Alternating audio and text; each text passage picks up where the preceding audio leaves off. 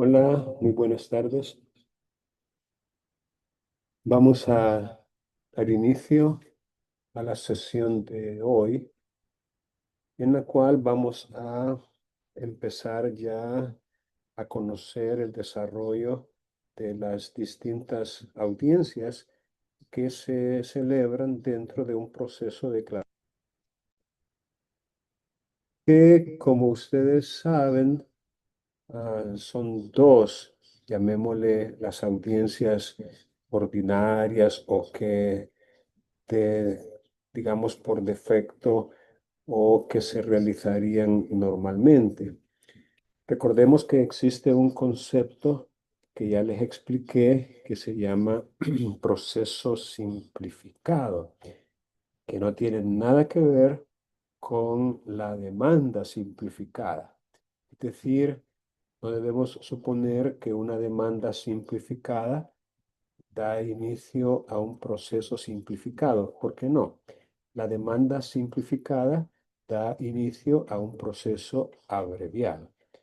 El proceso simplificado es aquel que, digamos, a diferencia del proceso declarativo común normal, ordinario, el simplificado solo se realiza dentro de él una audiencia nada más, solo una audiencia, es decir, solo la audiencia preparatoria.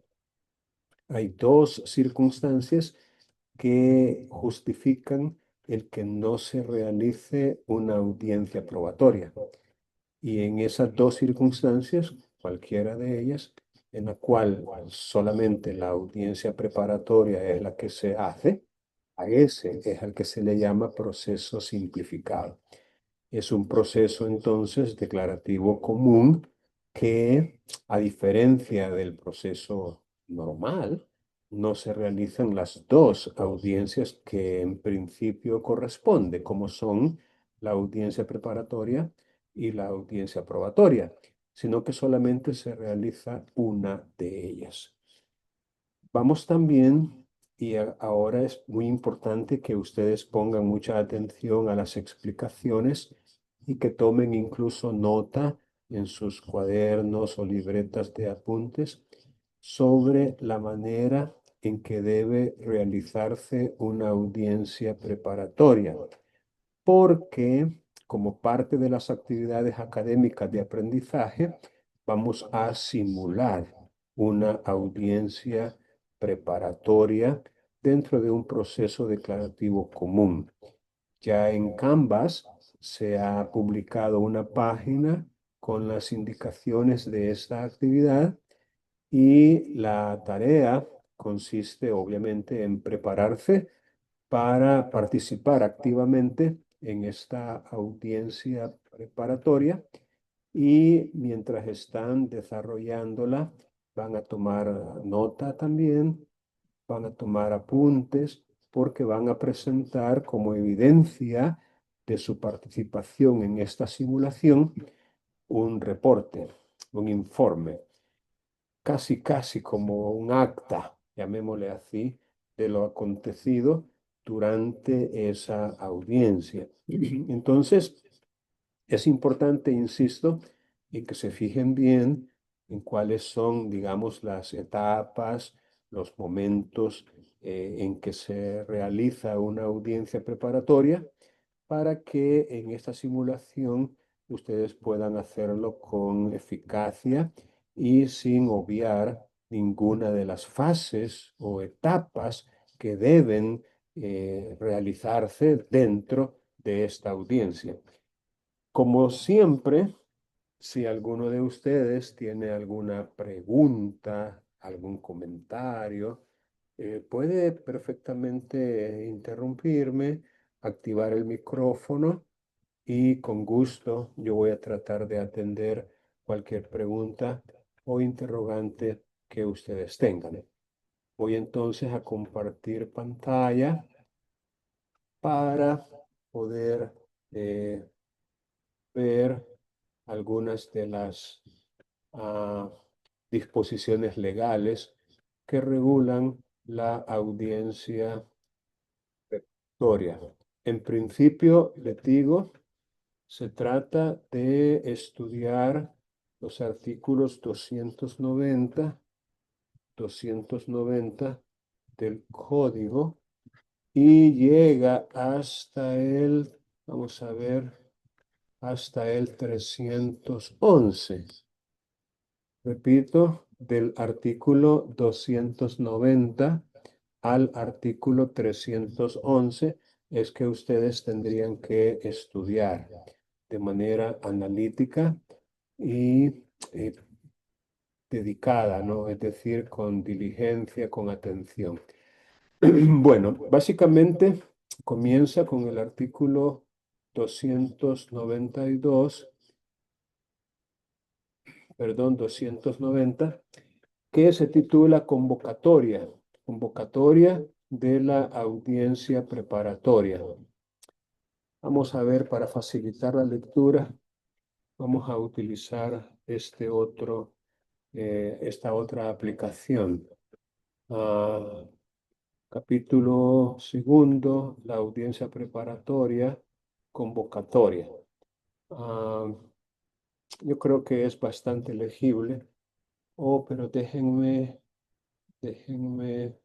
hacer algo que no hice, y es que siempre me gusta estar ahí cerca para el efecto de... Ok, perfecto. Bien,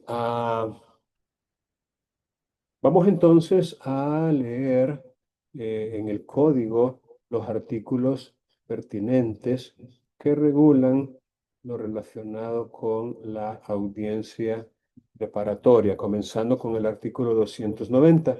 Y tal como lo hemos hecho en otras ocasiones, vamos a suplicar la ayuda de ustedes para la lectura. Así puedo yo también aprovechar para controlar que sí están aquí y que no se han retirado de la sesión. Bien, Jenny. Jenny, por favor, active su micrófono y lea el artículo 290, ya sea en pantalla o en su propio código. Artículo 290, por favor. Jenny.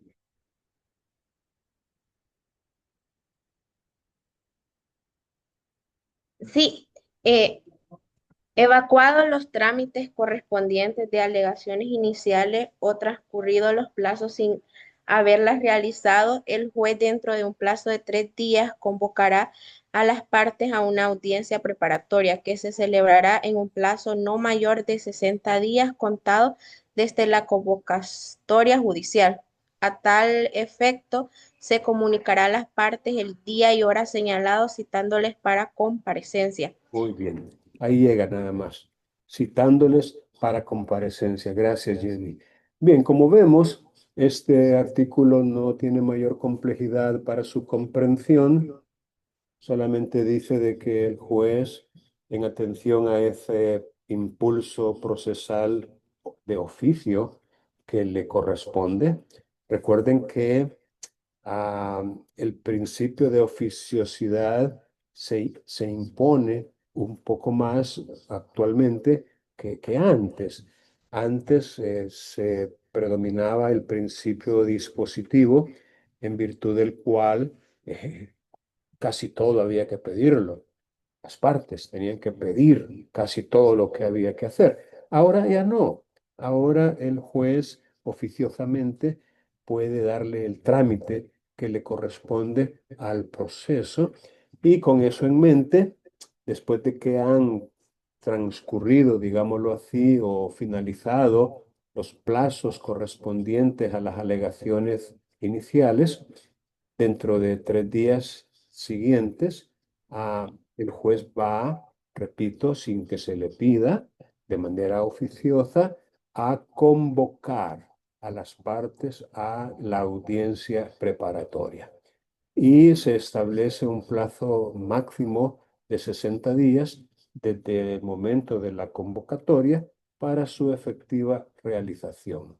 Se va entonces a notificar a las partes el día y la hora que se ha señalado, y se les va a citar para que puedan comparecer. Bien, veamos ahora el siguiente artículo, que es el 291 y se titula Comparecencia de las partes. Y vamos a pedirle esta vez a Angelin que nos ayude, por favor, con la lectura. 291. Angelin. Philip, artículo 291. Cuando la audiencia preparatoria dejaran de concurrir ambas partes, el juez, el juez pondrá fin al proceso sin más trámite, siempre que tal ausencia no esté debidamente justificada. Lo mismo hará el juez cuando no asista el demandante y el demandado no muestre interés legítimo en la prosecución del proceso. Cuando dejare de comparecer el demandado o cuanto ante la inasistencia del demandante, aquel mostrare interés legítimo en la prosecución del proceso, el juez ordenará la continuación del mismo, siguiendo la tramitación en lo que resulte procedente. Muy bien, gracias, Angelin. Vaya, aquí podemos ver entonces la importancia de asistir, la importancia de comparecer y da las consecuencias legales de de la inasistencia injustificada. Recuerden que siempre se van a presentar algún tipo de situación o circunstancias que motiven la falta de asistencia a una audiencia. Por supuesto, eso tiene que ser algo muy excepcional. Jamás debe ser la regla, ¿no? El dejar de asistir. No, la regla debe ser asistir puntual y diligentemente a las audiencias a las que somos convocados. Pero, repito, eh, podría surgir alguna cuestión por allí que nos impida asistir. Y en ese caso, tendríamos, ojo, que justificar adecuadamente las razones por las cuales no asistimos, ya que, repito, la falta de asistencia, la falta de comparecencia a esta audiencia produce consecuencias que podrían resultar negativas para la parte que dejó de asistir. Un primer escenario es que dejen de concurrir ambas partes, que no llegue ni el demandante ni el demandado. En ese caso, la consecuencia es de que el juez le va a poner fin al proceso sin más trámite.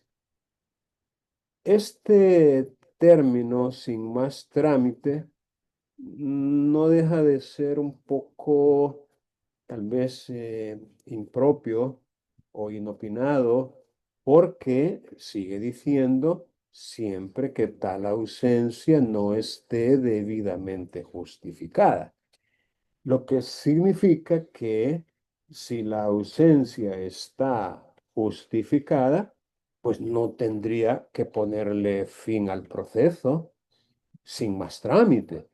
Es decir, tendría que ser lo opuesto. El requisito para que se le ponga fin al proceso, entonces, es que no asista ninguna de las partes y que además esa inasistencia no esté justificada. Ah, ahora bien, normalmente esa justificación se presenta con posterioridad a la audiencia. Es decir, no es que la justificación va a llegar en todos los casos antes de que la audiencia digamos, se instale. Entonces, lo que se recomienda en estos casos es que a pesar de que aquí dice sin más trámite, el juez aperture una oportunidad para la debida justificación antes de ponerle fin al proceso. Esto, por supuesto, contradice el texto literal del artículo, pero resulta a todas luces lo más conveniente, porque, repito, esa decisión de ponerle fin al proceso es siempre y cuando la inasistencia no esté justificada. Pero ¿cómo saberlo? En el momento en que el juez se percata de que no ha llegado ninguna de las partes, ¿cómo saber que se les olvidó o que no quisieron ir de manera consciente y voluntaria o que hubo una razón justificativa de esa inasistencia? El juez no lo sabe en ese momento. Y por no saberlo, y en vista de que la inasistencia tendría que ser injustificada, es que se recomienda que todavía no le ponga fin al proceso, sino que abra un espacio concediendo incluso un plazo razonable, que podría ser 3 días, para que las partes justifiquen el por qué no asistieron. Y luego evaluar los motivos expuestos por las partes y si le parece que son válidos y hay una justificación, una evidencia, una prueba de esa circunstancia que le impidió asistir, reprogramar, es decir, hacer un nuevo señalamiento de la audiencia atendiendo a que hay un principio general del derecho según el cual al impedido por justa causa no le corre término.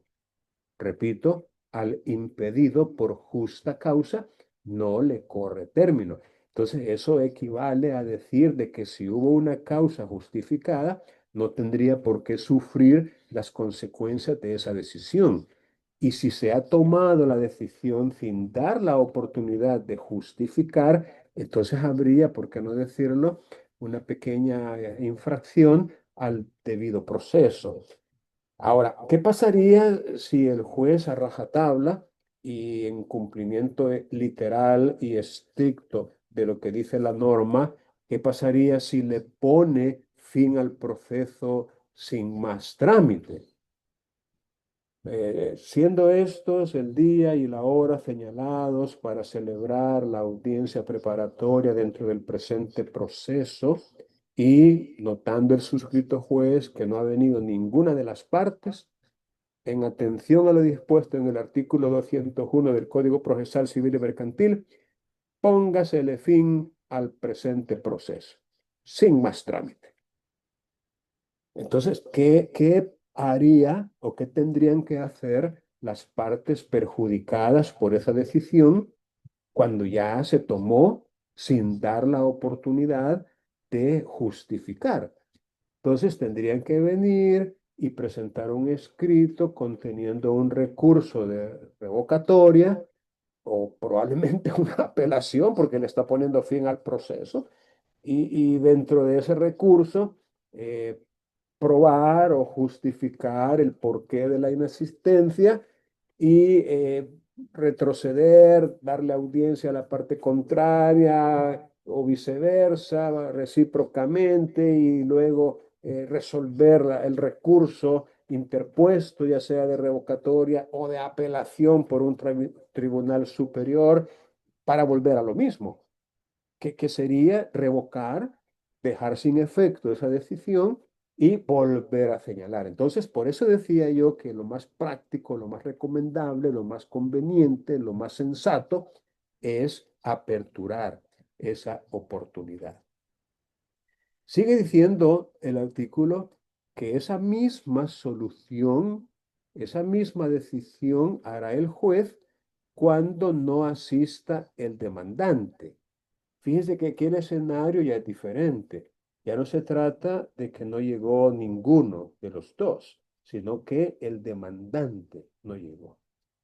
Ahora, en ese escenario de que es el demandante el que no llegó a la audiencia preparatoria, el tribunal tendría que preguntar al demandado si tiene un interés legítimo en que el proceso continúe, a pesar de que no llegó el demandante. Repito, preguntarle si tiene un interés legítimo en la prosecución del proceso, porque la solución va a cambiar dependiendo de lo que diga el demandado. El demandado podría decir, no, pues está bien, si no vino el demandante, pues que se le ponga fin al proceso. No tengo interés en que el proceso continúe. Podría ser, repito, que esa sea la actitud del demandado ante la inasistencia del demandante, ¿verdad? No, está bien, señoría, póngale fin al proceso y pues ni modo, que aquí quede, hasta aquí llegamos.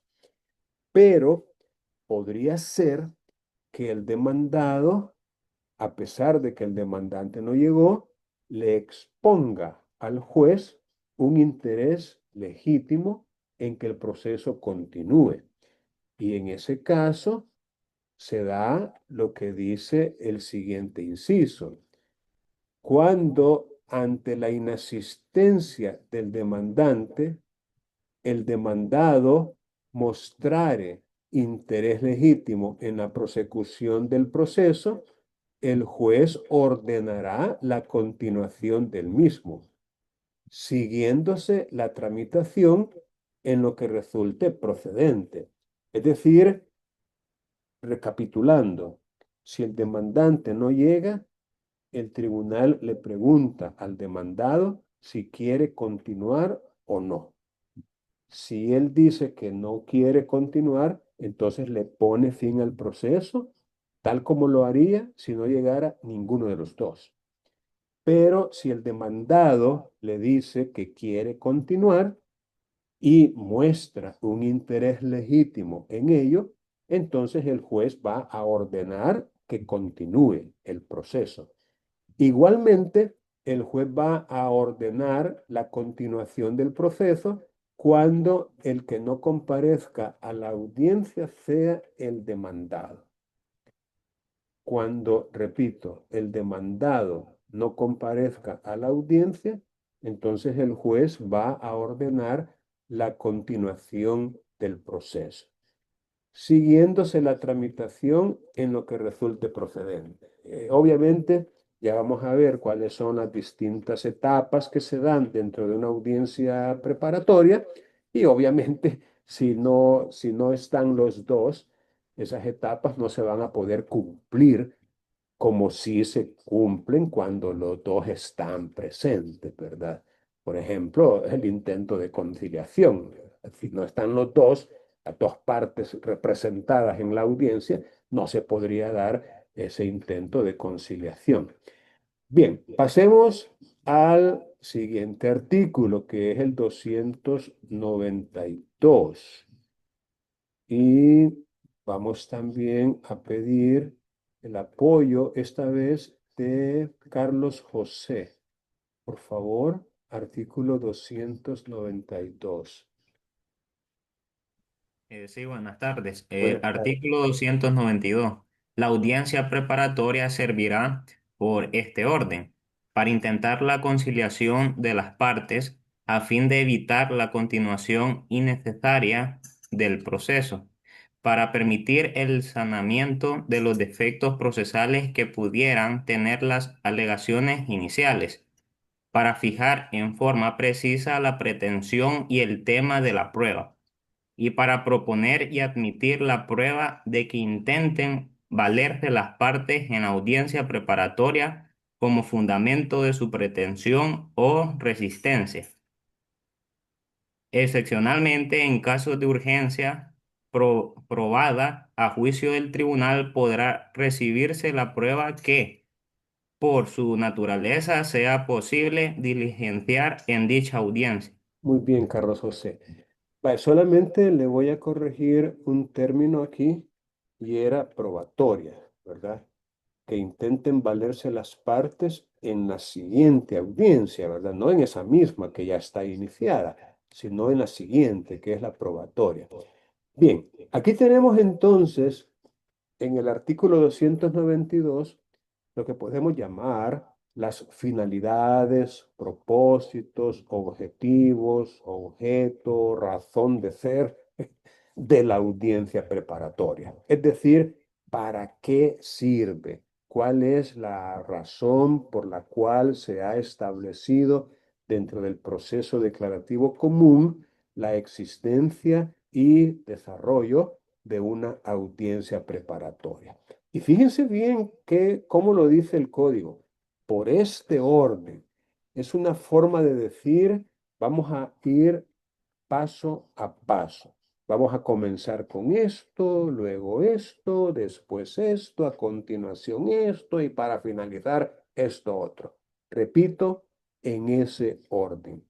Así que yo le voy a pedir que lean este artículo algunas veces en cantidad suficiente como para que puedan recordar cuáles son las finalidades o el propósito de la audiencia preparatoria. Primero, intentar la conciliación de las partes. Y ello para que el proceso se pueda terminar de forma amigable y no seguir más peleando, ¿verdad? Sino que puedan salir incluso con un apretón de manos, con un abrazo y en todo caso con sentimientos de paz, de buena voluntad. Es decir, la conciliación es una etapa de lo más importante que se da dentro de esta audiencia porque podría con el apoyo, con la mediación, con la intervención del juez, lograrse un acuerdo. Am, Luego, cuando no se puede conciliar, cuando las partes no llegan a ningún acuerdo entre ellas, pues entonces la siguiente finalidad es el saneamiento de los defectos procesales que hasta ese momento pudieran tener las alegaciones iniciales. El saneamiento de defectos. Una vez que se han culminado estas dos etapas, la conciliación y el saneamiento de defectos procesales, tenemos una tercera fase o etapa que es fijar en forma precisa la pretensión y el tema de la prueba. Esto también tiene mucha relevancia porque esta es la audiencia y el momento procesal en el cual se concretiza, se determina con exactitud y eh, con exactitud y de una manera muy concreta y puntual cuál es la pretensión que tienen no solo el demandante, sino también el demandado. Pretensión que podría constar en la contestación o incluso, si la hubiera, en una reconvención que el demandado hubiera podido entablar por su parte. Es decir, fijar en forma precisa qué es lo que desea, qué es lo que pretende, qué es lo que quiere al final de cuentas cada una de las partes, tanto la parte demandante como la parte demandada. Y sobre esa base, establecer el tema de la prueba. Es decir, ¿qué es lo que se va a probar? ¿Cuáles son los hechos que van a ser objeto de prueba? Obviamente, eh, aprendemos de la ley misma, de la jurisprudencia y de la doctrina, que los hechos susceptibles de ser probados son aquellos que no han sido admitidos ni estipulados por las partes y que tampoco son hechos notorios ni evidentes. Es decir, lo que podemos llamar con claridad los hechos controvertidos. En otras palabras, en esta audiencia preparatoria se va a determinar de todos los hechos contenidos en la demanda y que recuerden, han sido debidamente enumerados, cuáles de esos son controvertidos. Es decir, con cuáles de esos hechos el demandado no está de acuerdo, no los considera verídicos, no los considera ciertos, considera que son equivocados, que son falsos, qué es mentira, es decir, cuáles son, repito, los hechos en los cuales no hay conformidad, no hay acuerdo, es todo lo contrario. Ese es, insisto, el tema de la prueba. Cuando se fija la pretensión, cuando se determina cuáles son los hechos sobre los cuales esa pretensión se fundamenta y cuando consensualmente las partes indican de manera puntual y concreta cuáles son los hechos controvertidos, ahí tenemos el tema de la prueba. Es decir, qué es lo que vamos a probar dentro de esa audiencia. A continuación, y como algo muy lógico, es decir, ya que tenemos el tema de la prueba, los hechos controvertidos, pues ahora vamos a proponer y pedirle al juez que admita la prueba, es decir, los medios probatorios, los elementos probatorios que nosotros vamos a utilizar precisamente para acreditar en la audiencia probatoria la pretensión o la defensa. Es decir, la audiencia preparatoria tiene como una de sus finalidades proponer la prueba para que el juez, después de valorarla, valorar su licitud, su utilidad, su idoneidad, su pertenencia, su pertinencia, perdón, pertinencia es la palabra correcta, determine si la admite o la rechaza. Es decir, en esta audiencia el juez va a hacer una labor de determinar si esos medios probatorios en realidad conducen a establecer los hechos controvertidos, si son conducentes, si son idóneos, si son pertinentes, si son lícitos, si son útiles y en todo caso necesarios para poder acreditar los hechos controvertidos, tanto por el demandante en su pretensión como por el demandado en su defensa, en su resistencia que él ha hecho. La parte final de este inciso es de que cuando hay necesidad y así ha sido debidamente justificado y solicitado por la parte interesada, en esta audiencia de manera excepcional se podría recibir prueba que sea obviamente posible de ser diligenciada en dicha audiencia. Esto es muy excepcional porque esta audiencia no está diseñada para recibir prueba, para producirse prueba en ella, solamente para ser propuesta y admitida, mas no para ser producida. Sin embargo, en casos de urgencia, como lo dice este inciso, podría recibirse prueba en una audiencia preparatoria, pero repito, de manera muy excepcional. Bien, a continuación, a partir del artículo 293, el código comienza a desarrollar, digámoslo así, a dar un desarrollo, a regular cada una de las etapas que ya hemos comentado y que prácticamente vamos a ver si las podemos enumerar. Uno, intentar la conciliación. Dos, sanear los defectos procesales. Tres, fijar en forma precisa la pretensión y el tema de la prueba. Y cuatro, proponer y admitir la prueba. Esas serían básicamente las etapas dentro de la audiencia preparatoria.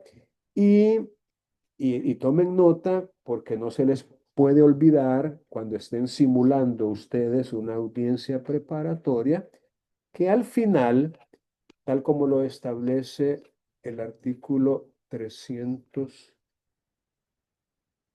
vamos a ver,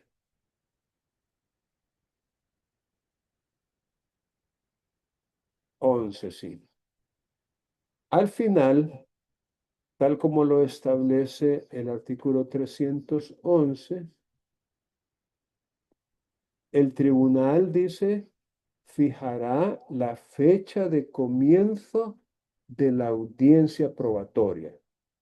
Entonces, si pudiéramos incluir una quinta finalidad para la audiencia preparatoria, sería esta: fijar la fecha y la hora para iniciar la audiencia probatoria. Como quien dice, la audiencia preparatoria termina fijando una fecha para la audiencia probatoria, que es la segunda audiencia. Y esta fecha debe estar comprendida, dice este artículo, dentro de los 60 días siguientes a la audiencia preparatoria, debiéndose indicar si será necesaria más de una sesión. Recuerden que cuando hay casos que son bastante complejos o que tienen bastantes hechos en los cuales se fundamenta la pretensión, cuando hay, digamos, una cantidad de disposiciones legales aplicables a la solución del conflicto, o cuando hay, digamos, cantidad considerable de elementos probatorios, como varios peritos, varios testigos, varios demandados, ¿por qué no decirlo? Y cada uno con 3, 4 testigos que ha propuesto. Es decir, podría darse un caso en el cual una sola sesión no resulte suficiente para terminar una audiencia probatoria. Entonces, en ese caso, pues en esta audiencia preparatoria se va a visualizar esa necesidad de hacer la audiencia probatoria en varias sesiones. Hay posibilidad de que haya una parte que no asistió a la audiencia y que debió estar presente, entonces a esa parte se le va a comunicar, es decir, se le va a notificar la fecha de la celebración, porque las partes que están presentes quedan notificadas allí mismo. O sea, no tienen que esperar una notificación posterior, no tienen que confiarse y decir, no voy a tomar nota porque me va a llegar una notificación. No, la parte que ha estado presente, allí mismo queda notificada de esa audiencia. Ah, dice en esta parte que he aprovechado para venir al final, que las partes van a comunicar al tribunal quiénes son los testigos y los peritos que no los va a llevar él.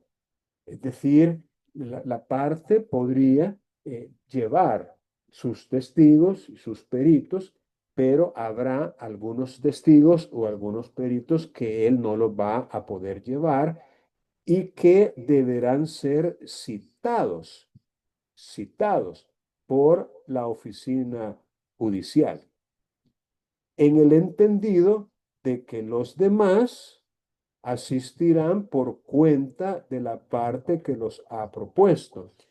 Repito, no siempre uno va a proponer testigos o peritos que uno, digámoslo así, va a poder llevar. Y hablo de llevar materialmente, es decir, usted va a citarlos en un lugar, ya sea su oficina o en las cercanías del tribunal, y usted está consciente de que van a llegar porque ya sea la parte interesada o usted mismo, pues tiene la suficiente confianza y comunicación con ellos y ellos van a llegar a petición suya. Pero habrá algunos que no. Habrá algunos que, como lo dice el código, tienen que ser citados por el tribunal para que puedan asistir. La citación, dice, se practicará con la antelación suficiente respecto de la fecha de inicio de la audiencia probatoria. Además, las partes indicarán las pruebas que se practicarán mediante auxilio judicial. También existe la posibilidad de que algunos elementos probatorios requieran la ayuda, la asistencia, la orden, la intervención del tribunal y en ese caso habría también que indicarlo. Dice al final que si antes de dar por finalizada la audiencia preparatoria, las partes conocieran la existencia de una causa que pudiera motivar la suspensión de la audiencia probatoria en la fecha establecida, lo comunicarán de inmediato, fijándose nuevos señalamientos si se trata de una causa legal y se entiende justificada. En esa parte debo aclarar de que lo que los tribunales hacen es sacar el calendario de audiencias y preguntarle a las partes allí presentes, miren, tenemos disponible, tenemos espacio aquí, X fecha. Y ya le dicen a uno la fecha. Entonces uno con su propio calendario revisa que no tenga ningún compromiso previo y en esa parte hay, por qué no decirlo, bastante apertura, bastante flexibilidad por parte del tribunal y escuchan lo que uno tenga que decir. No, fíjese que ese día no puedo porque mire, tengo una cita médica. No, mire, ese día no voy a estar. Tengo una audiencia en San Salvador. No, ese día me choca con una audiencia que ya tengo. Es decir, ahí se hace coordinadamente ese señalamiento para la audiencia probatoria. Pero aún así, recordemos las causales que pueden motivar la suspensión de una audiencia y si se presentara alguna causal válida, legal y justificada, podemos también, aunque no sea en la misma audiencia preparatoria, pero con la anticipación debida, podemos también solicitar un aplazamiento y una reprogramación antes, por supuesto, de que la audiencia probatoria se vaya a iniciar antes de su inicio. Bien, vamos a volver entonces al artículo 293 y vamos a tratar de ir un poco rapidito con estos artículos porque lo que hacen, repito, es desarrollar lo que debe suceder en cada una de esas cuatro etapas que ya las mencionamos: intentar la conciliación, sanear los defectos, a fijar en forma precisa la pretensión y el tema de la prueba y proponer y admitir por parte del tribunal la prueba. Bien, veamos entonces el 293 y voy a pedir a Lucía que nos ayude con la lectura, por favor. En el 293. Buenas tardes, Lick, no sé si me escucha. Le escuchamos perfectamente. Dice arreglo del proceso mediante conciliación. Artículo 293. Abierta la audiencia preparatoria. El juez instará a las partes a lograr un arreglo en relación con la pretensión deducida en el proceso. A la vez que insta a las partes a lograr un acuerdo, el juez le advertirá de los derechos y las obligaciones que pudieran corresponderle, sin perjudicar el contenido de la eventual sentencia. Continúo. Permítame, quiero ver. Sí, por favor. Sí. Continúe, por favor. Dice fin del proceso por la transición entre las partes, impugnación y ejecución de la transacción. Sí, siga. Artículo 294. Si las partes logran una transacción, esta se requerirá de homologación judicial. A tal fin, el juez examinará el contenido del acuerdo adoptado por las, adoptado por las partes, debiendo comprobar que lo convenido no implica fraude de ley o abuso de derecho, ni versa sobre derechos indispensables, ni tampoco compromete el interés público o el de menores, o se realizará en perjuicio de terceros. En estos casos no habrá lugar a la homologación. Aprobada la transición, el juez ordenará poner fin al proceso y proceder al archivo del actuado. Siga. El acuerdo transa- el acuerdo transaccional homologado judicialmente podrá impugnarse por las causas que invalidan sí, los contratos. La impugnación de la, la impugnación de la validez se ejercitará ante el mismo juzgado por los trámites y con los recursos establecidos en su código y caducará a los 15 días de la celebración de la audiencia. Además de las partes, también estarán legitimados para impugnar el acuerdo transaccional quienes pudieran sufrir perjuicio por el mismo. Muy bien, hasta ahí. Gracias, gracias. Muy bien. Vaya, aquí tenemos lo que podemos llamar un arreglo mediante una salida alterna al conflicto. Aquí se habla de conciliación y se habla también de transacción.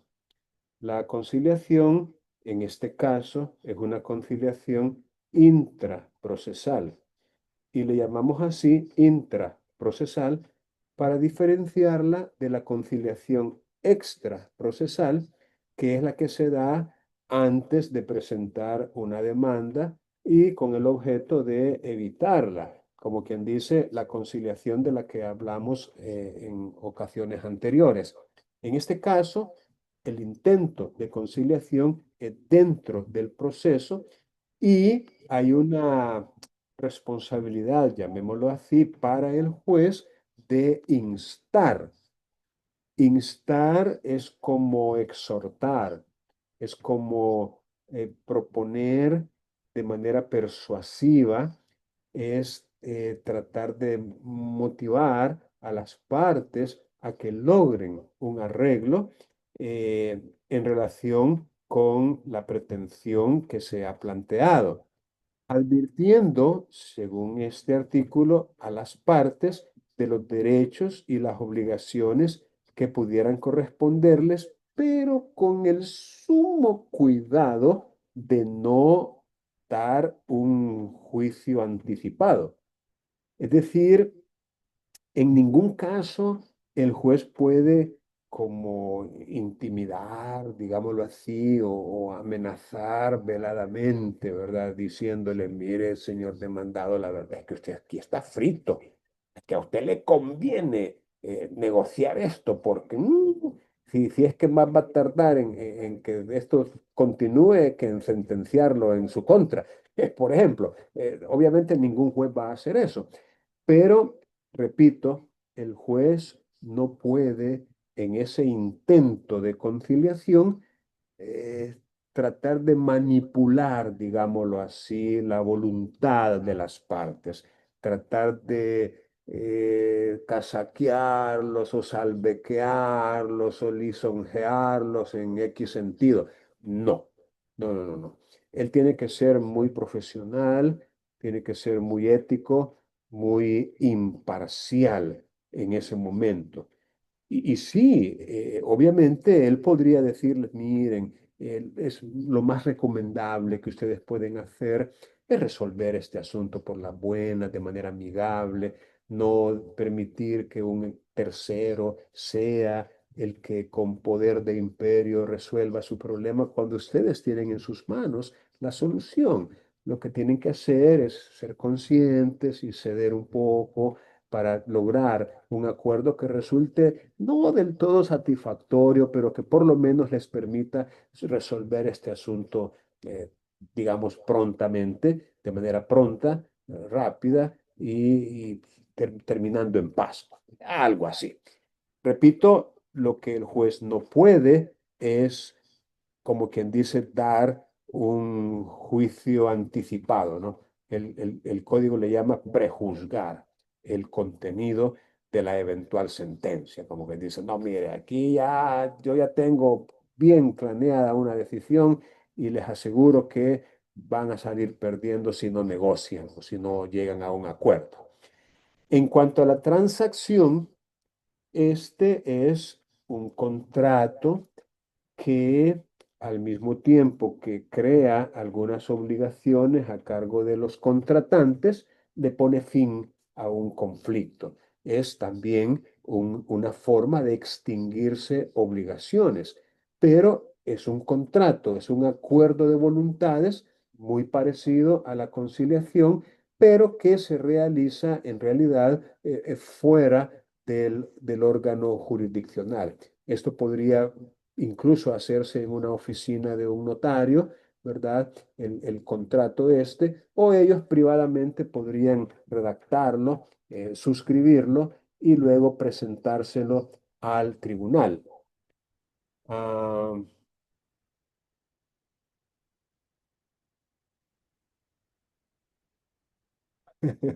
hay, hay alguien traveseando por ahí. Ah, vamos a ver si puedo borrar esto.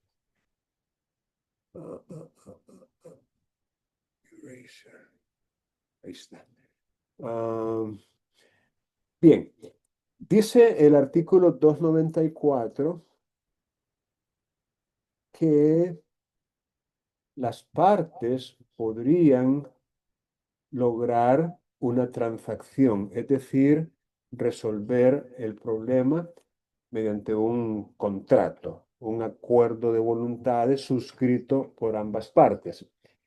Entonces, cuando se presenta una transacción, es decir, un contrato, un acuerdo de voluntades que le pone fin al conflicto al mismo tiempo que genera algunas obligaciones para las partes contratantes, porque repito, es un contrato al mismo tiempo que es una forma o un modo de extinguirse obligaciones, dice que esa transacción requerirá homologación. Entendamos por homologación aprobación. Es decir, el tribunal tiene que aprobar esa transacción. Y para ello,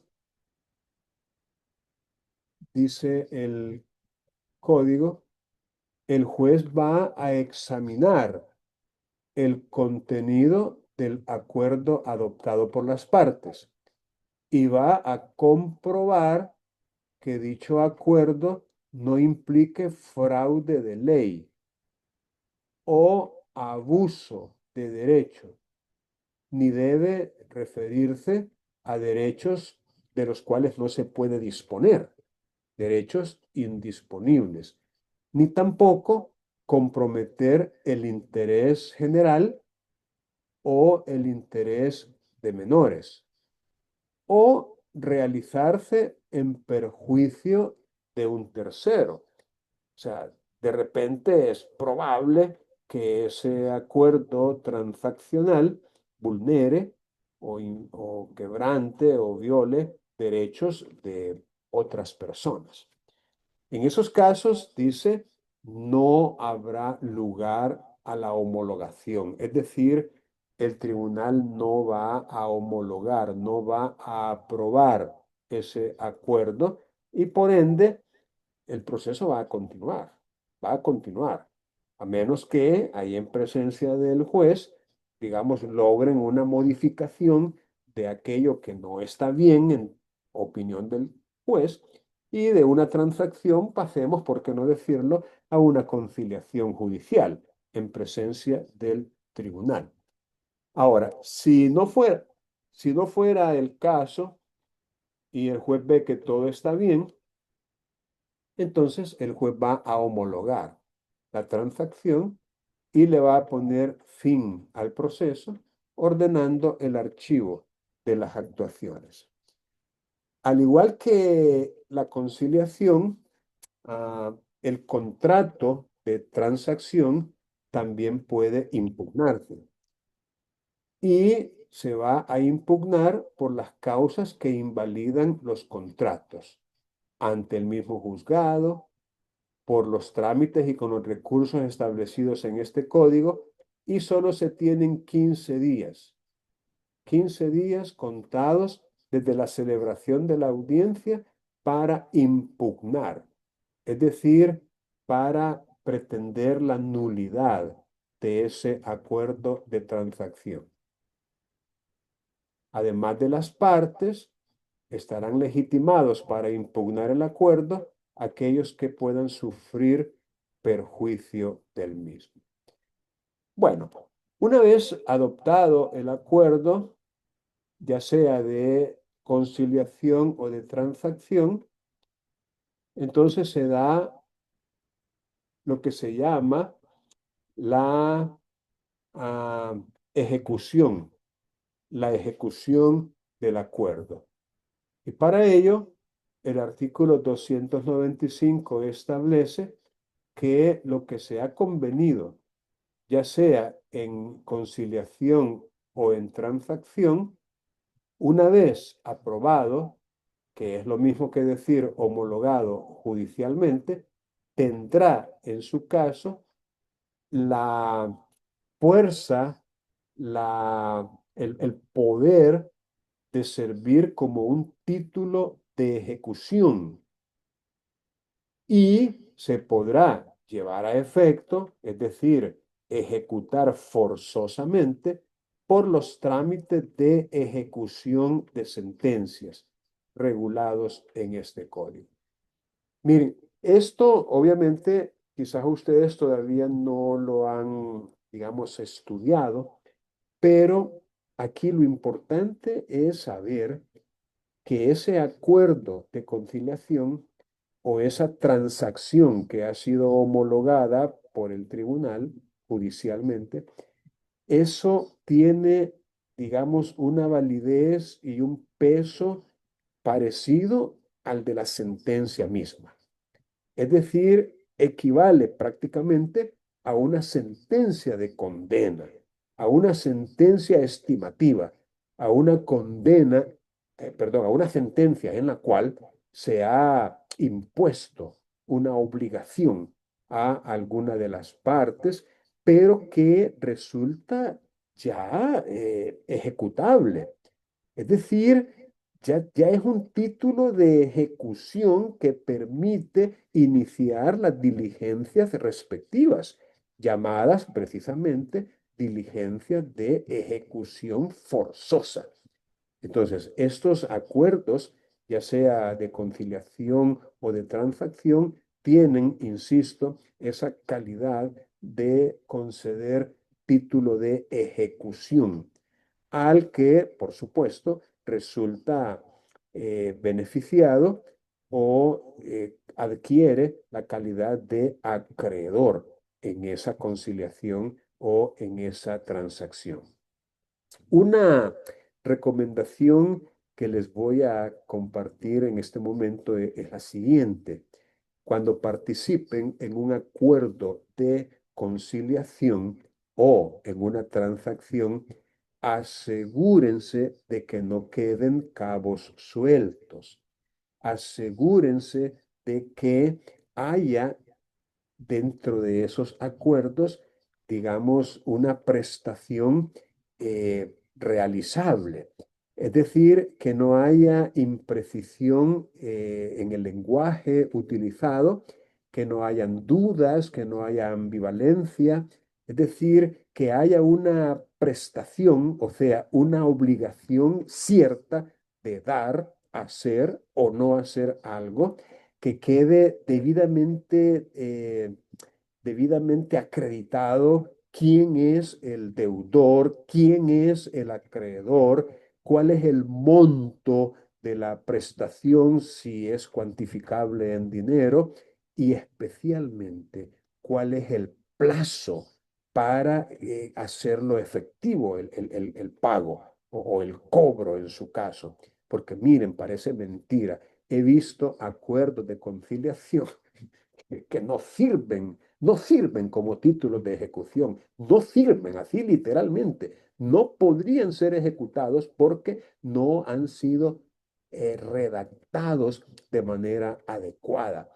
Entonces, en ese sentido, ustedes tienen que estar muy listos y asegurarse que esos acuerdos queden debidamente cerrados, sin cabos sueltos, sin posibilidad alguna de ambigüedades o de imprecisiones que después le permitan al ejecutado decir, no, mire si ese acuerdo en realidad no tiene la eficacia de un título de ejecución porque le falta esto, le falta aquello, le falta esto otro, y a veces es cierto. Entonces usted, repito, tiene que asegurarse de amarrar el chucho a tiempo, como dice el refrán, y que no haya en ese acuerdo de conciliación o en esa transacción ninguna duda en cuanto a su ejecutabilidad. No tiene, por decirlo así, que haber alguna condición por allí o alguna modalidad o un plazo incierto nada que, repito, imposibilite su ejecución inmediata una vez, por supuesto, vencido el plazo, si es que se ha concedido un plazo para ello. Así que pónganle atención a esto último porque resultará muy eficaz y muy práctico para usted que ese acuerdo quede bien hecho, bien hecho. Bueno, el siguiente artículo, que es el 296, habla de otras figuras que permiten también ponerle fin al proceso. Y estas figuras son la renuncia, el desistimiento o incluso el allanamiento. Dice el 296 que si hubiera acuerdo en poner fin al proceso por renuncia, desistimiento o allanamiento, el juez dictará la resolución pertinente tras aprobarlo, de acuerdo con las normas establecidas en este código para la finalización anticipada del proceso. Espérenme que tengo desconectado esto y se me apagó por falta de batería. Está. Sí, señor. Bien, pasemos entonces al artículo siguiente, que es el 297, porque ya estaríamos entrando nuevamente en materia, en lo que nos interesa, que en este caso sería la continuación de la audiencia si es que no se dio ningún motivo para terminarla de manera anticipada o de manera colateral. Bien, vamos entonces a pedir el apoyo a Jacqueline. Jacqueline, ayúdame a leer, por favor, el 297. Está cortito. Buenas tardes. Buenas tardes. Continuación de la audiencia, artículo 297. Si las partes no hubiesen llegado a un acuerdo o no se mostrasen dispuestas a concluirlo de inmediato, la audiencia continuará, según lo previsto en los artículos siguientes. Si el acuerdo alcanzado fuera parcial, se ordenará lo procedente, continuando la audiencia preparatoria. Muy bien. Este artículo entonces nos dice de que al no haber un acuerdo, o incluso si el acuerdo es parcial, porque existe esa otra posibilidad, que las partes lleguen a un acuerdo, pero no sobre la totalidad de la pretensión o de las pretensiones, si fueran varias, sino sobre una parte o sobre algunas de las pretensiones. En ese caso, la audiencia va a continuar cuando no hay acuerdo no absoluto, o va a continuar con respecto a las pretensiones de las cuales no hubo acuerdo. Va a continuar la audiencia. Y lo que viene, y esto es de la mayor importancia procesalmente hablando, la denuncia y el examen de defectos. Y aquí nos da algunos podríamos manejarlo como ejemplos, ¿verdad? De esos defectos que podríamos perfectamente señalar. Vamos a hacer una pequeña enumeración de ellos, porque son varios. Y obviamente le voy a pedir que tomen debida nota de cada uno de ellos. Ah, vaya, fíjense que comienza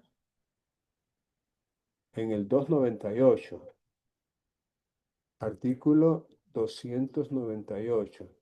Se titula Denuncia y examen de defectos.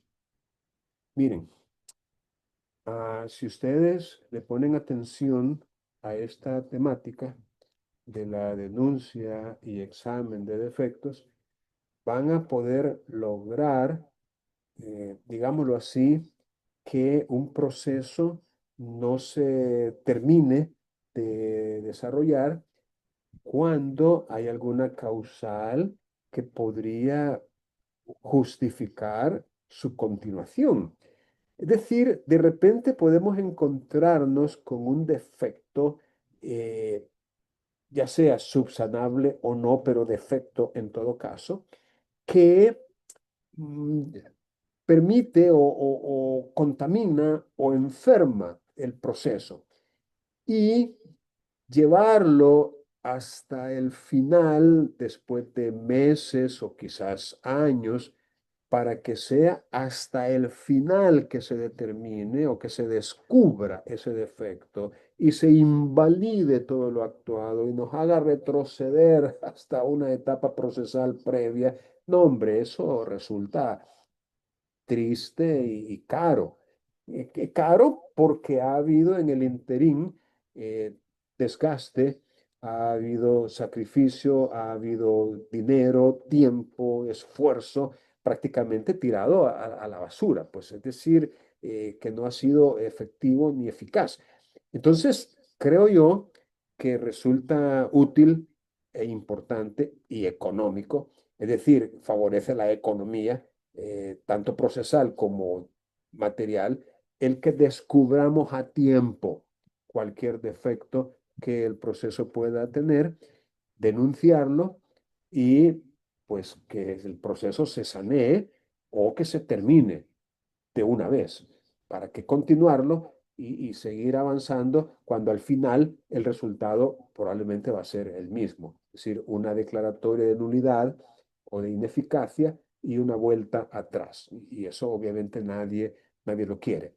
Por eso, repito, es importante que ustedes se familiaricen con esta nómina, con este listado de defectos posibles y en base a eso adquirir la experticia de saberlos denunciar, fundamentarlos adecuadamente y lograr, repito, que un proceso destinado al fracaso termine antes o en el momento en que debería terminar y no después.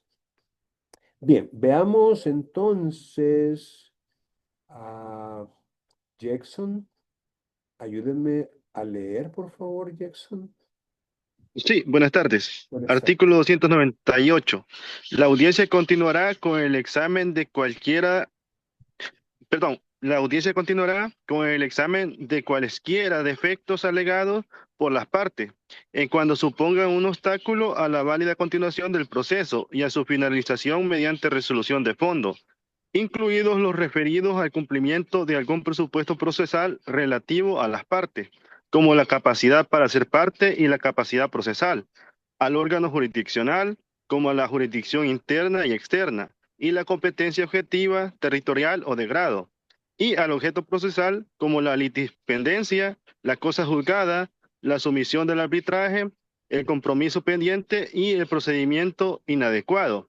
Se examinará los defectos manifestados por el demandado en la contestación a la demanda o por el demandante en la contestación a la reconvención. Muy bien, gracias Jackson, excelente. Vaya, miren, según esto, Y si pudiéramos hacer una lista de estos defectos que podrían, fíjense bien, suponer un obstáculo a la válida continuación del proceso y a su finalización mediante sentencia de fondo, aquí tenemos como ejemplos, porque aquí no es una lista cerrada o taxativa, sino más bien son ejemplos.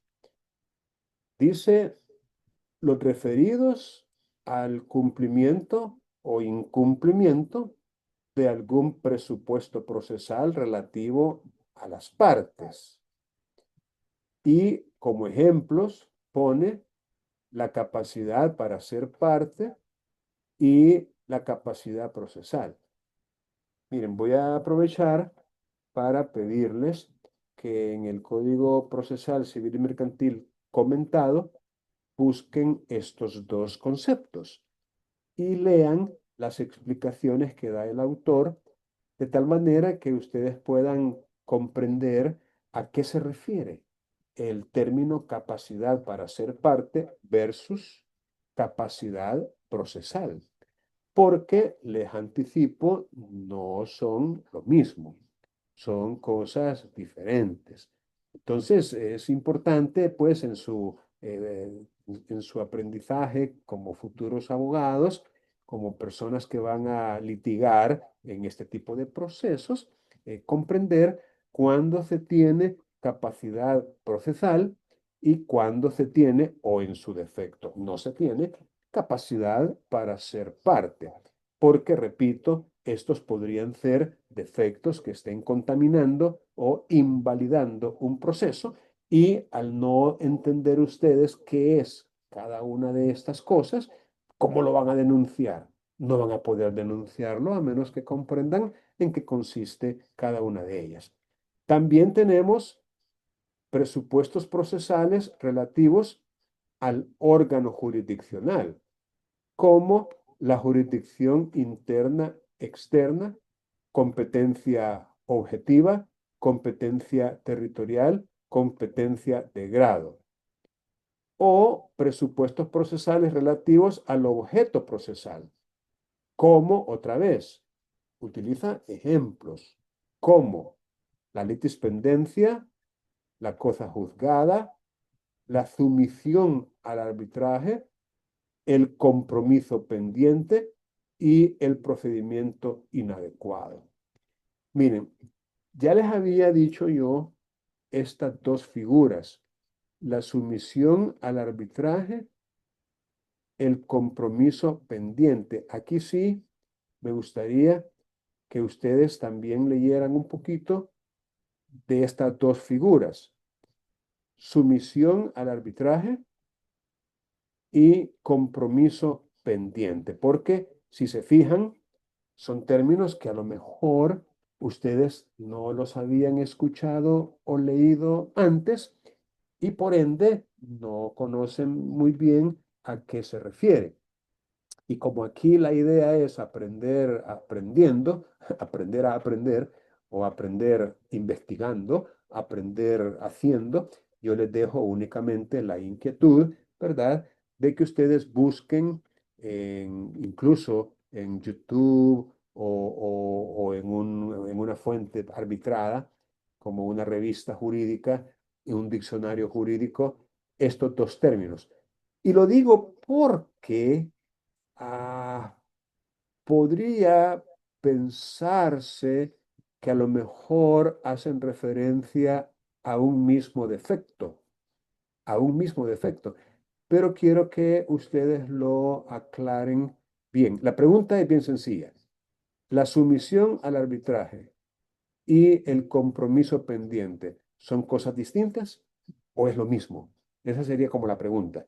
Y en su caso, ¿en qué consistiría cada una de ellas? ¿Qué es la sumisión al arbitraje y qué es, en su caso, el compromiso pendiente? Sobre el procedimiento inadecuado, creo que ya lo habíamos comentado, es una de las posibilidades que tiene un demandado en presencia de una demanda, impugnar la clase de proceso que se ha entablado en su contra. Ese es el procedimiento inadecuado, cuando por vía de ejemplo una pretensión que debería tramitarse en proceso declarativo común, se está tramitando en un proceso declarativo abreviado, o incluso viceversa, aunque ya sabemos que las consecuencias son diferentes si debiendo tramitarse en abreviado se hace en común, a si debiendo tramitarse en común se hace en abreviado. Pero esto podría incluir el querer tramitar mediante un proceso común lo que debería tramitarse en un proceso especial, o sea, en un declarativo lo que debería hacerse en un especial o viceversa. Querer tramitar en un proceso especial lo que debería tramitarse en un declarativo. En ambos casos sería procedimiento inadecuado. Ahora, la pregunta del millón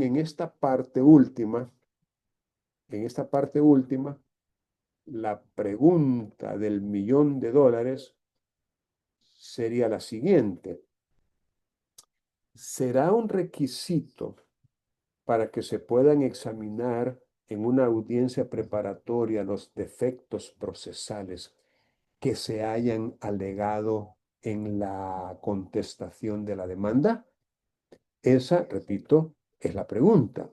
¿Será un requisito que se hayan alegado en la contestación de la demanda esta suerte de defectos procesales para que se puedan considerar? ¿O podrían alegarse ahí en esa audiencia por vez primera, sin haberse, digamos, mencionado siquiera en la contestación? Esa, repito, es la pregunta. ¿Es un requisito que se hayan alegado en la contestación estos defectos y que en la audiencia preparatoria simplemente se van a resolver? ¿O, aunque no se hubieran alegado en la contestación de la demanda, podrían simplemente plantearse en esta audiencia, en esta etapa de la audiencia que consiste precisamente en la denuncia y examen de defectos? Esa es la pregunta que queda allí en el aire. Bien, el 299 nos enseña que algunos defectos de los denunciados y examinados son insubsanables. Y en ese caso, cuando el defecto es insubsanable, se va a rechazar la demanda por improponible. Y como consecuencia, se va a ordenar el archivo de las actuaciones. Repito, en presencia de defectos insubsanables, lo que procede es la improponibilidad de la demanda y por ende el archivo de las actuaciones. Ahora, habrá algunos defectos que se pueden subsanar. Por ejemplo, los defectos de capacidad, representación o postulación.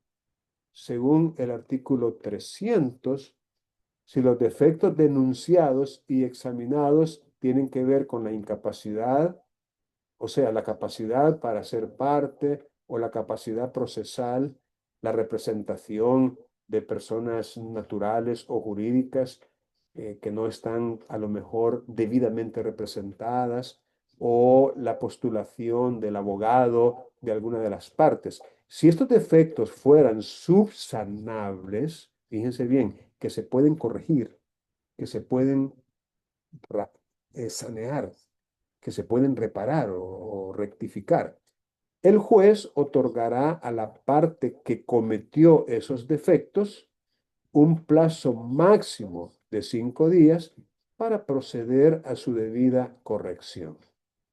Y en ese caso se va a suspender la audiencia, salvo que la parte estuviera en disposición de sanearlos en el mismo momento. Como que dicen, no es necesario, su señoría, que suspendamos la audiencia. Aquí tengo yo ya un documento con el cual corrijo o subsano ese error, ese defecto que cometí en el poder o en la credencial o en la que me faltaba la certificación de la partida de nacimiento del hijo de mi cliente y por ende no podía yo acreditar la representación legal de él, etcétera. En ese caso, y en todo caso, cuando se subsanan los defectos, se reanudará o en su caso se continuará con la audiencia. Ahora, si transcurre ese plazo que se le dio a la parte demandante para subsanar los defectos, en el caso de que haya sido él, o el reconveniente, si no se ha subsanado, entonces se va a rechazar la demanda y se va a poner fin al proceso con archivo de las actuaciones realizadas hasta ese momento. Pero esa decisión, al no ser una decisión de fondo, ni ser un defecto insubsanable, esa decisión no impide que la parte afectada por ella vuelva a presentar la demanda. Es decir, esta decisión de rechazar la demanda y de ponerle fin al proceso con archivo de las actuaciones no impide que la parte vuelva a plantear la pretensión siempre y cuando ello fuera posible.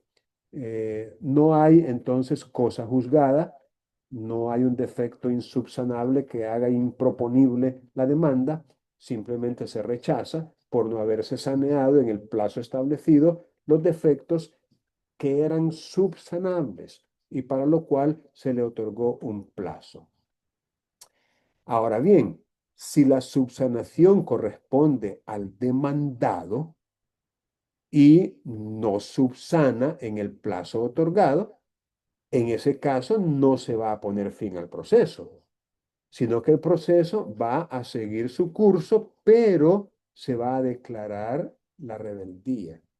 Es decir, se va a declarar rebelde al demandado como si no hubiera apersonado dentro del proceso, como si no hubiera, digamos, contestado la demanda. Es decir, por no subsanar defectos que le corresponden a él, tal como lo dice esta parte final del artículo, entonces se va a continuar con el proceso. Él no puede decir de campeón, pues no subsano para que el proceso termine. No, para nada. El proceso va a continuar y lo que va a lograr con esa su actitud es que se le declare rebelde. El artículo 301 nos habla de otro defecto que es la falta del litis consorcio necesario. Ya les he explicado anteriormente que la palabra litis consorcio hace referencia a una pluralidad, ya sea de demandados o de demandantes. Y es que a veces hay pretensiones que, digamos, tienen que ver con un derecho que le corresponde o que le pertenece a varias personas, tratándose de una relación jurídica que resulta indivisible, inescindible, que no se puede separar y por ende la sentencia que se dicte dentro de ese proceso va a producir sus efectos, ya sea positivos o negativos, en varias personas. En ese caso, esas varias personas que van a verse afectadas por la sentencia que se dicte, tienen que ser demandadas o tienen que demandar conjuntamente. A eso se refiere el litis consorcio. Y el carácter de necesario es porque no se puede soslayar, no se puede dejar de integrar el litis consorcio en el sentido de que, repito, se tiene que demandar a todos los que se deba demandar o tienen que demandar todos los que tengan, por qué no decirlo, un interés en calidad de demandantes. Entonces, si el defecto, como lo dice este artículo, se refiere a la falta a la falta del debido litis consorcio, es decir, no se ha integrado el litis consorcio, podrá el demandante en la audiencia presentar un escrito dirigiendo la demanda a los sujetos que no fueron traídos al proceso, en cuyo caso el juez, si estima la falta de litis consorcio, ordenará emplazar a los nuevos demandados para que contesten a la demanda con suspensión de la audiencia. Fíjense bien que en este caso concreto hay otra causal de suspensión de la audiencia cuando hay necesidad de integrar el litis consorcio, en este caso pasivo, ya que el demandante ha presentado un escrito, prácticamente es un escrito de demanda contra aquellas personas que no fueron originalmente demandadas y que es necesario que se les demande también. Por eso dice que se va a ordenar emplazar a los nuevos demandados para que contesten la demanda y en ese caso, para darles ese tiempo, se va a suspender la audiencia. Ahora, si el demandante se opone a la alegación que se hizo por parte del demandado de la falta de litis consorcio, se va a escuchar a ambas partes. Fíjense cómo aquí dice se dará audiencia. El término audiencia está utilizado en el sentido de se oirá, se escuchará a ambas partes. Y si el juez estima que existe ese defecto denunciado por el demandado en este caso, le va a conceder al demandante un plazo de 10 días para constituir el litis consorcio y mandará emplazar a los nuevos demandados, otra vez quedando en suspenso la audiencia. Si el demandante no presenta esa demanda contra los nuevos demandados, si el demandante, dice el artículo, no presenta la demanda contra los nuevos demandados, se pondrá fin al proceso y se archivarán las actuaciones. Todo esto podría no ser tan simple de resolver en algunos casos. Y por eso el artículo abre en su inciso final la posibilidad de que el juez cuente con 5 días adicionales o posteriores a la audiencia para resolver cualquier cuestión que se presente dentro de la audiencia relacionado con la integración de un litis consorcio, ya sea activo por parte de los demandantes o pasivo por parte de los demandados. Bien, vamos a dejar la explicación hasta aquí, ¿verdad? Hemos, por qué no decirlo, avanzado algo, pero nos faltan los artículos del 302 al 311. Eso lo vamos a continuar analizando después, si es que no los analizo con el otro grupo mañana, y les invito a ustedes a ver el video, así como voy a invitar a ellos a ver este video. Bien, si tienen alguna pregunta, la pueden formular ahorita. Y si no tienen preguntas, voy a dejar de grabar y voy a tomarles asistencia. ¿Tienen preguntas, jóvenes Rick, aún? eso que Diga. mencionó de el momento para hacer las impugnaciones, si no se hacían Ah, en la contestación de la demanda, ok. usted mencionaba, planteaba la pregunta, Sí. y no sé si para la respuesta sería por medio de no fue la palabra, de los incidentes. Sí, sí, sí. De hecho, la mayoría de estos defectos implican la formulación de un incidente. Y en ese sentido, probablemente las reglas relacionadas con las cuestiones incidentales nos permitan darle una respuesta satisfactoria a esta pregunta. Fíjense que en relación con este tema tan interesante, el autor del código comentado, en esta parte que yo les hacía la pregunta, él solamente dice, dice, se supone que estos defectos han sido denunciados en la contestación de la demanda.